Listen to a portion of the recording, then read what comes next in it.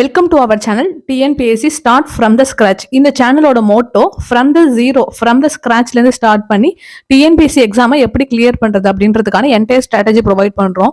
இதோட first step நமக்கு exam clear பண்ணணும்னா ஃபர்ஸ்ட் ஸ்டெப் என்னன்னா சிலபஸ் என்னன்னு தெரியணும். ஸோ நம்ம ஆல்ரெடி சிலபஸ் வீடியோ போட்டுட்டோம். தென் சிலபஸ்ல உள்ள டாபிக் ஸ்கூல் புக்ஸ்ல எங்க கவர் ஆகுது அப்படின்றத நம்ம கண்டிப்பா தெரிஞ்சிருக்கணும். இதுதான் இந்த வீடியோல பாக்குறோம். ஆல்ரெடி இங்கிலீஷ் மீடியத்துக்கு வேர் டு ஸ்டடி அப்லோட் பண்ணிட்டோம். இது தமிழ் மீடியத்துக்கான சீரீஸ்.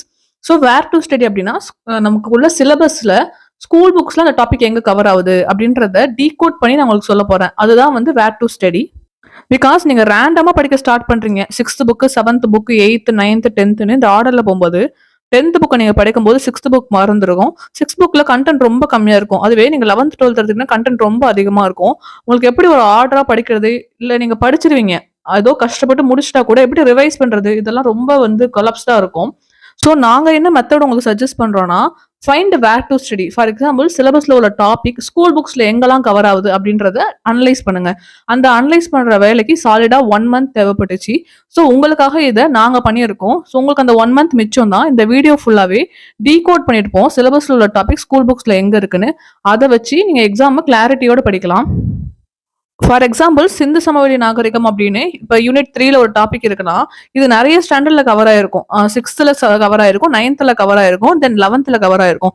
ஸோ எந்தெந்த லெசன் மட்டும் படிச்சா போதும் அப்படின்றத நாங்கள் கிளியரா சொல்லிடுவோம். ஸோ உங்களோட வேலை என்னன்னா நீங்க நோட்ஸ் எடுக்கும் போது 6th நோட்ஸ் 7th நோட்ஸ் அப்படி இருக்கக்கூடாது. சிலபஸ்ல உள்ள டாபிக் என்ன இருக்கு, சிந்து சமவெளி நாகரிகமா, அதை ஹெட்டிங்கா போட்டுட்டு ஃபர்ஸ்ட் 6th ஸ்டாண்டர்ட் படிங்க, அப்புறம் 9th படிங்க, அப்புறம் 11th படிங்க. ஸோ இதை 3த்தையும் கம்பைன் பண்ணி நீங்க நோட்ஸ் எடுங்க. ரிவிஷன் பண்ணும்போது இந்த நோட்ஸ் மட்டும் நீங்க படிச்சா போதும். இது உங்களுக்கு வந்து ஒரு கிளாரிட்டியை கொடுக்கும். ஏன்னா நீங்க 6th புக் மட்டும் நீங்க ரேண்டமா படிக்கும் போது உங்களால நோட்ஸும் ப்ரிப்பேர் பண்ண முடியாது. ரிவிஷன் பண்றது ரொம்ப கஷ்டம். எங்க படிச்சிருக்கீங்க, எவ்வளவு படிச்சிருக்கீங்க, எவ்வளவு முடிச்சிருக்கீங்கன்ற ஒரு கிளாரிட்டி இருக்காது. ஸோ நம்ம சொல்ற மெத்தட் என்னன்னா ஃபர்ஸ்ட் சிலபஸ் அண்டர்ஸ்டாண்ட் பண்ணுங்க. தென் இந்த வேர் டு ஸ்டடி வீடியோஸை பாருங்க. இந்த வேர் டு ஸ்டடியை வச்சு ஒரு ஆர்கனைஸ்டா படிக்க ஸ்டார்ட் பண்ணுங்க. தென் இதை வச்சு நீங்க ரிவைஸ் பண்ணுங்க. ஸோ இது எப்படி இருக்கும்னா நீங்க சிலபஸ் பிரிண்ட் அவுட் எடுத்திருப்பீங்கல்ல. இப்போ நீங்க இண்டஸ் வேலி சிவிலைசேஷன் இது முடிச்சாச்சு அப்படின்னா நீங்க ஒரு கிராஸ் பண்ணிடுங்க. தென் குப்தாஸ் முடிச்சாச்சு அப்படின்னா கிராஸ் பண்ணிடுங்க. ஸோ உங்களுக்கு தெரியும் நம்ம 50% முடிச்சிருக்கோம், 60% முடிச்சிருக்கோம், இல்லை 70% முடிச்சிருக்கோம் அப்படின்ற ஒரு கிளாரிட்டி இருக்கும். அந்த கிளாரிட்டி இருந்தால் தான் இன்னும் எக்ஸாம்க்கு எவ்வளோ நாள் இருக்கு, நம்ம இன்னும் எவ்வளோ படிக்கணும் அந்த அனலைசிஸை நீங்க பண்ண முடியும். பெரும்பாலும் பண்ற தப்பு என்னன்னா ரேண்டமா படிக்கிறது நீங்க படிச்சிருவீங்க, பட் ரிவிஷன் பண்ண முடியாது. ஸோ இந்த மெத்தடை ஃபாலோ பண்ணி நீங்க படிச்சீங்கன்னா டெஃபினட்டா ஒரு கிளாரிட்டியோட படிப்பீங்க. இந்த வீடியோல வேர் டு ஸ்டடி எங்க படிப்பது, அது எந்த டாபிக் பார்க்க போறோம்னா 3rd யூனிட் அழகு 3 பார்க்க போறோம். இந்தியாவின் வரலாறு, பண்பாடு மற்றும் இந்திய தேசிய இயக்கம், ஐஎன்எம்னு சொல்லுவாங்கல்ல. ஓல்டு சிலபஸ்ல இந்திய தேசிய இயக்கம் வந்து தனி ஒரு யூனிட்டா இருந்துச்சு. இப்ப நியூ சிலபஸ்ல 3rd யூனிட் கூட மெர்ஜ் பண்ணிருக்காங்க. ஓவராலா குரூப் 1ல வந்து 175 கொஸ்டின் வந்து பொது அறிவில இருந்து கேட்பாங்க.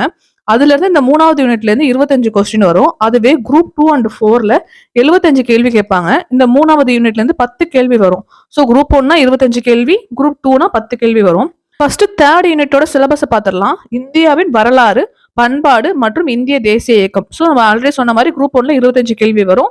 சிந்து சமவெளி நாகரிகம், குப்தர்கள், டெல்லி சுல்தான்கள், முகலாயர்கள் மற்றும் மராத்தியர்கள், விஜயநகர் மற்றும் பாமினி அரசுகளின் காலம், தென்னிந்திய வரலாறு, இந்திய சமூக பண்பாடு வரலாற்றில் மாற்றங்களும் தொடர்ச்சியும், தேசிய மறுமலர்ச்சி, ஆங்கிலேயர் ஆட்சிக்கு எதிரான தொடக்க கால எழுச்சிகள், இந்திய தேசிய காங்கிரஸ், தலைவர்கள் உருவாவுதல், B.R. அம்பேத்கர், பகத்சிங், பாரதியார், வ.உ. சிதம்பரனார், ஜவஹர்லால் நேரு, காமராஜர், மகாத்மா காந்தி, மௌலானா அபுல் கலாம் ஆசாத், தந்தை பெரியார், ராஜாஜி, சுபாஷ் சந்திரபோஸ், ரவீந்திரநாத் தாகூர் மற்றும் பலர். விடுதலை போராட்டத்தின் பல்வேறு நிலைகள், அகிம்சை முறையின் வளர்ச்சி மற்றும் புரட்சிகர இயக்கங்கள், வகுப்புவாத மற்றும் தேச பிரிவினை, இந்திய பண்பாட்டின் இயல்புகள், வேற்றுமையில் ஒற்றுமை, இனம், மொழி, வழக்காறு, இந்தியா ஒரு மதசார்பற்ற நாடு, சமூக நல்லிணக்கம், கலை, அறிவியல், இலக்கியம் மற்றும் தத்துவம் ஆகிய வெவ்வேறு துறைகளில் சிறந்த ஆளுமைகள், தேசிய சின்னங்கள், செய்திகளில் இடம்பெற்ற சிறந்த ஆளுமைகளும் இடங்களும், விளையாட்டு, நூல்களும் ஆசிரியர்களும், அப்புறம் கரண்ட் அஃபேர்ஸ் நடப்பு நிகழ்வுகள். ஓல்டு சிலபஸை பொறுத்தவரையும் கரண்ட் அஃபேர்ஸ்னு யூனிட் 2ல தனியா கொடுத்துருப்பாங்க. பட் நியூ சிலபஸ்ல மொத்தம் 10 யூனிட்ல இருந்து 6 யூனிட்டா கம்மி பண்ணிட்டாங்க. ஃபார் எக்ஸாம்பிள் யூனிட் 9 கொண்டு வந்து எக்கனாமியோட மெர்ஜ் பண்ணி 5வது யூனிட்டா வச்சிருக்காங்க. அதே மாதிரி ஐஎன்எம் இந்திய தேசிய இயக்கத்தை 3rd யூனிட் ஹிஸ்டரியோட மெர்ஜ் பண்ணி 3வது யூனிட்டா இருக்கு. கரண்ட் அஃபேர்ஸ் அப்படின்ற யூனிட்டை எல்லா யூனிட்க்கும் கீழே லாஸ்ட் வேர்டா நடப்பு நிகழ்வுகள், கரண்ட் அஃபேர்ஸ் அப்படின்றத இன்க்ளூட் பண்ணியிருக்காங்க. ஸோ இப்போ நம்ம வேர் டு ஸ்டடி ஸ்கூல் புக்கில் எங்கே படிக்கலான்றதை பார்க்கலாம். இந்த வீடியோவில் என்னோட மோட்டோவே உங்களுக்கு வந்து ஒரு கிளாரிட்டியை கொடுத்துடணும். நீங்கள் இதை மட்டும் வச்சு நீங்கள் ஸ்கூல் புக்ஸை கம்ப்ளீட் பண்ணிடலாம். இது மட்டும் ஏன்னா படிச்சா போதுமா இப்படி நிறைய பேர் கொஸ்டின் கேட்குறீங்க. குரூப் 4 லெவல்ல இது மட்டும் படிச்சா போதும். ஏன்னா syllabus itself they mention group 4 லெவல்ல 10ஆம் வகுப்பு தரத்துல தான் நான் கொஸ்டின் கேட்போன்னு. பட் குரூப் 2 அண்ட் குரூப் 1க்கு இது டெஃபினட்டா பத்தாது. ஏன்னா சிலபஸ்ல டிகிரி ஸ்டாண்டர்ட் பட்டப்படிப்பு தரம்னு கொடுத்துருக்காங்க. ஸோ சிலபஸ்லேயே குரூப் 2 அண்ட் குரூப் 1ல நம்ம இப்படி கொடுக்கும்போது நம்ம 10வது வரையும் படிக்கிறது இல்லை வந்து 11th 12th வரையும் படிக்கிறதுவே வந்து தப்பு. நம்ம டிகிரி ஸ்டாண்டர்ட் தான் கண்டிப்பா படிக்கணும். அப்பதான் நம்மளால அந்த கட் ஆஃபை ரீச் பண்ண முடியும். இல்லைன்னா ஜஸ்ட் ஒரு பார்டர்ல நம்ம வெயிட் பண்ணுவோம். ஏன்னா நம்ம கிளியர் ஆகிறதுக்கும் ஆகாததுக்கும் பெரிய டிஃபரன்ஸ் இருக்காது. வெறும் 5 to 10 மார்க்ஸ் தான் நம்ம நிற்போம். ஏன்னா எல்லாரும் பண்றது மட்டும் தான் நம்ம பண்ணியிருப்போம். ஸ்கூல் புக்ஸ் மட்டும் தான் படிச்சிருப்போம். School books is basic. Group 4ஓ 2ஓ 1ஓ எல்லாரும் படிச்சிடணும். பட் இது முடிச்சதுக்கு அப்புறம் குரூப் 2 அண்ட் 1 படிக்கிறவங்க இதை தாண்டி ஒரு ஸ்டெப் அஹாடா படிக்கணும். அது நெக்ஸ்ட் வரப்போற வீடியோல இதை அவுட் ஆஃப் த பாக்ஸ் நம்ம என்னெல்லாம் திங்க் பண்ணலாம் அதையும் நான் சொல்லிடுறேன். ஸோ குரூப் 4மே நம்ம 10ஆம் வகுப்பு தரம்னு கொடுத்துருக்காங்க. பட் நம்ம 11th 12th கண்டிப்பா படிக்கணும். ஏன்னா இந்த ஹை காம்படிஷன் எக்ஸாம்ல each and every mark is very important. உங்களுக்கு என்னெல்லாம் அவைலபிள் சோர்ஸ் இருக்கோ அதெல்லாம் இப்பயே படிக்க ஸ்டார்ட் பண்ணிடுங்க. ஏன்னா இப்பத்துல இருந்து படிக்க ஆரம்பிச்சா நிறைய டைம் இருக்கு. டிசம்பர்ல தான் எக்ஸாம் சொல்லியிருக்காங்க. ஸோ அதனால நம்ம இதை ஸ்கிப் பண்ணலாம், அதை ஸ்கிப் பண்ணலாம், இந்த வேலையே வேண்டாம். இப்பல இருந்து படிக்க ஸ்டார்ட் பண்ணுங்க. அப்பதான் உங்களுக்கு ஒரு கிளாரிட்டி இருக்கும். அது லாஸ்ட் மினிட்ல படிக்க ஸ்டார்ட் பண்ணாதீங்க. கண்டிப்பா படிச்சு முடிச்சிருவீங்க. பட் ரிவிஷன் பண்ண முடியாது. ஸோ இப்போ நீங்க ஒரு மே போல சிலபஸை கம்ப்ளீட் பண்ணா மட்டும்தான் உங்களால வந்து ரிவிஷன் கொடுக்க முடியும். இல்ல நீங்க ஒரு 2-3 மாசம் லேட் ஆகுதுன்னா லாஸ்ட் மினிட்ல நீங்க தூங்காம ரொம்ப கஷ்டப்பட்டு உங்களை வருத்திட்டு படிக்கிற மாதிரி இருக்கும். இப்பவே ஒரு ஹேபிட்டா மாத்தி கரெக்டா படிக்க ஸ்டார்ட் பண்ணிடுங்க. ஸோ நம்ம இப்போ வேர் டு ஸ்டடி எங்க படிக்கலாம் அப்படின்றத பார்க்கலாம். சிந்து சமவெளி நாகரிகம் இது வந்து 6th ஸ்டாண்டர்ட் 6ஆம் வகுப்புல பருவம் 1 அலகு 1 யூனிட் 1 அதாவது first term book. So unit 1 என்னன்னா வரலாறு என்றால் என்ன, அலகு 2 மனிதர்களின் பரிணாம வளர்ச்சி, அலகு 3 சிந்துவெளி நாகரிகம். ஓகேவா? தென் 9th ஸ்டாண்டர்ட் புக்கு அலகு 1 மனித பரிணாம வளர்ச்சியும் சமூகமும் வரலாற்றுக்கு முந்தைய காலம், அலகு 2 பண்டைய நாகரிகங்கள். அடுத்தது மேல்நிலை 1ஆம் ஆண்டு அதாவது 11th ஸ்டாண்டர்ட் புக்கு. மேல்நிலை 1ஆம் ஆண்டு எங்கெல்லாம் மென்ஷன் ஆயிருக்கும் அது 11th ஸ்டாண்டர்ட். மேல்நிலை 2ஆம் ஆண்டுனா 12th ஸ்டாண்டர்ட் புக்கு. ஸோ அலகு 1 பண்டைய இந்தியா தொடக்கம் முதல் சிந்து நாகரிகம் வரை. அடுத்த டாபிக் வந்து குப்தர்கள். இது 6ஆம் வகுப்பு 2ஆம் பருவத்துல அலகு 3 குடி தலைமையின் இருந்து பேரரசு வரை. அப்புறம் 6ஆம் வகுப்பு 3ஆம் பருவத்துல அலகு 3 பேரரசுகளின் காலம் குப்தர் வர்தனர்கள். அடுத்தது மேல்நிலை 1ஆம் ஆண்டு 11th ஸ்டாண்டர்ட் புக்ல அலகு 4 அரசு மற்றும் பேரரசு உருவாக்கும், அலகு 7 குப்தர்கள், அலகு 8 ஹர்ஷர் மற்றும் பிரதேச முடியரசுகளின் எழுச்சி. நெக்ஸ்ட் நம்ம பார்க்க போற டாபிக் வந்து டில்லி சுல்தான்கள். இது 7ஆம் வகுப்புல முதல் பருவம் ஃபர்ஸ்ட் டேர்ம்ல அலகு 1 2 4ல கவர் ஆகுது. அலகு 1 இடைக்கால இந்திய வரலாற்று ஆதாரங்கள், அலகு 2 வட இந்திய புதிய அரசுகளின் தோற்றம், அலகு 4 டெல்லி சுல்தானியம். அப்புறம் மேல்நிலை 1ஆம் ஆண்டுல அலகு 10 அரேபியர் துருக்கியரின் வருகை. அடுத்த டாபிக் முகலாயர்கள் மற்றும் மராத்தியர்கள். 7ஆம் வகுப்பு 2ஆம் பருவம் அலகு 2 முகலாய பேரரசு, அலகு 3 மராத்தியர்கள் மற்றும் பேஷ்வாக்களின் எழுச்சி. மேல்நிலை 1ஆம் ஆண்டு அலகு 14ல முகலாய பேரரசு அதாவது 11th ஸ்டாண்டர்ட் புக்கு. அப்புறம் அலகு 15ல மராத்தியர்கள். அடுத்த டாபிக் வந்து விஜயநகரம் மற்றும் பாமினி அரசுகளின் காலம், தென்னிந்திய வரலாறு. 7ஆம் வகுப்பு 2ஆம் பருவம் அலகு 1 விஜயநகர் பாமினி அரசுகள். மேல்நிலை 1ஆம் ஆண்டு 11th ஸ்டாண்டர்ட் அலகு 9 11 12. அலகு 9 தென்னிந்தியாவில் பண்பாட்டு வளர்ச்சி, அலகு 11 பிற்கால சோழர்கள் மற்றும் பாண்டியர்கள், அலகு 12 பாமினி மற்றும் விஜயநகர அரசுகள். இந்திய சமூக பண்பாட்டு வரலாற்றின் மாற்றங்களும் தொடர்ச்சியும். இந்த தலைப்புல மறைமுகமா நமக்கு 6 உட்தலைப்புகள் இருக்கு. ஏன்னா நீங்க ரேண்டமா இந்த ஒரு டாபிக்கை பார்க்கும்போது ரொம்ப சின்ன ஒரு லைன் தான் இருக்கும் சிலபஸ்ல. பட் நம்ம இன்னும் இன்டெப்தா பார்க்கும்போது இதுல 6 சப்ஹெட்டிங் மறைஞ்சிருக்கு. அது என்ன நம்ம கண்டிப்பா தெரிஞ்சிருக்கணும். ஃபர்ஸ்ட் ஒன் வந்து வேத ஆரியர் காலமும் சங்க காலமும். செகண்ட் பௌத்தமும் சமணமும். தேர்டு சமூக மற்றும் சமய சீர்திருத்தங்கள். ஃபோர்த்து இந்திய பண்பாட்டின் சிறப்பம்சங்கள், பல வகைமைக்குள் ஒற்றுமை, இனம், மொழி, மரபுகள். 5வது ஐரோப்பியர்களின் வருகை, விரிவாக்கம், ஒருங்கிணைப்பு, பிரிட்டிஷ் ஆட்சி. 6வது மதச்சார்பற்ற நாடாக இந்தியா, சமூக ஒற்றுமை. ஸோ இந்த 6 தலைப்புகள் ஸ்கூல் புக்ல எங்கெல்லாம் கவர் ஆகுதுன்னு பார்க்கலாம். ஃபர்ஸ்ட் ஒன் வேத ஆரியர் காலமும் சங்க காலமும். இது 6ஆம் வகுப்பு 2ஆம் பருவத்துல அலகு 1 வட இந்தியாவில் வேதகால பண்பாடும் தென்னிந்தியாவில் பெருங்கால பண்பாடும். இந்த லெசன் படிக்கணும். அப்புறம் மேல்நிலை 1ஆம் ஆண்டு 11th ஸ்டாண்டர்ட்ல அலகு 2 பண்டைய இந்தியா, செப்பு கால, பெருங்கால, இரும்பு கால, வேத கால பண்பாடுகள், அலகு 9 தென்னிந்தியாவில் பண்பாட்டு வளர்ச்சி. அடுத்தது பௌத்தமும் சமணமும் 6ஆம் வகுப்பு 2ஆம் பருவம் அலகு 2 மாபெரும் சிந்தனையாளர்களும் புதிய நம்பிக்கைகளும். 9ஆம் வகுப்பு அலகு 4 அறிவு மலர்ச்சியும் சமூக அரசியல் மாற்றங்களும். இது வந்து 4.4 அந்த 4.7 மென்ஷன் பண்ணிருக்கல. ஸோ அப்படி என்ன அர்த்தம்னா 4.4, 4.5, 4.6, 4.7 இந்த 4 சப்டாபிக் மட்டும் படிச்சா போதும். என்டையர் லெசனை படிச்சு டைம் வேஸ்ட் பண்ண வேண்டாம். மேல்நிலை 1ஆம் ஆண்டு அலகு 3 பிரதேசம் முடியரசுகளின் தோற்றமும் புதிய மத பிரிவுகள் உருவாக்கமும். அடுத்த டாபிக் வந்து சமூக மற்றும் சமய சீர்திருத்தங்கள். 10ஆம் வகுப்புல அலகு 5 19ஆம் நூற்றாண்டில் சமூக சமய சீர்திருத்த இயக்கங்கள். ரொம்ப முக்கியமான லெசன், கண்டிப்பா படிக்கணும். மேல்நிலை 1ஆம் ஆண்டு 11th ஸ்டாண்டர்ட்ல அலகு 13 பண்பாட்டு ஒருமைப்பாடு இந்தியாவில் பக்தி இயக்கம். அலகு 19 நவீனத்தை நோக்கி. நெக்ஸ்ட் இந்திய பண்பாட்டின் சிறப்பம்சங்கள் பல்வகைமைக்குள் ஒற்றுமை, இனம், மொழி, மரபுகள். இது ஸ்கூல் புக்ஸ்ல எங்க கவர் ஆகுதுன்னா 6ஆம் வகுப்பு முதல் பருவம் குடிமையியல் சிவிக்ஸ் புக்ஸ் இருக்குல்ல, அதுல அலகு 1 பன்முக தன்மையினை அறிவோம். 6ஆம் வகுப்பு 2ஆம் பருவம் குடிமையியல் அதாவது சிவிக்ஸ் அலகு 1 தேசிய சின்னங்கள். இது ரெண்டுத்திலும் கவர் ஆகுது. அடுத்தது மேல்நிலை 1ஆம் ஆண்டு எத்திக்ஸ் அறவியலும் இந்திய பண்பாடும்.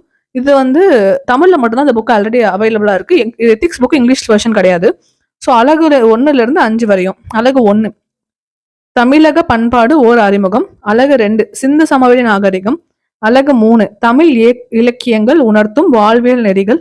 அலகு 4 தமிழர் கலைகள். அலகு 5 திருவிழாக்கள். மேல்நிலை 2ஆம் ஆண்டு எத்திக்ஸ் அறவியலும் இந்திய பண்பாடும். அலகு 1 இந்திய பண்பாட்டின் இயல்புகள்.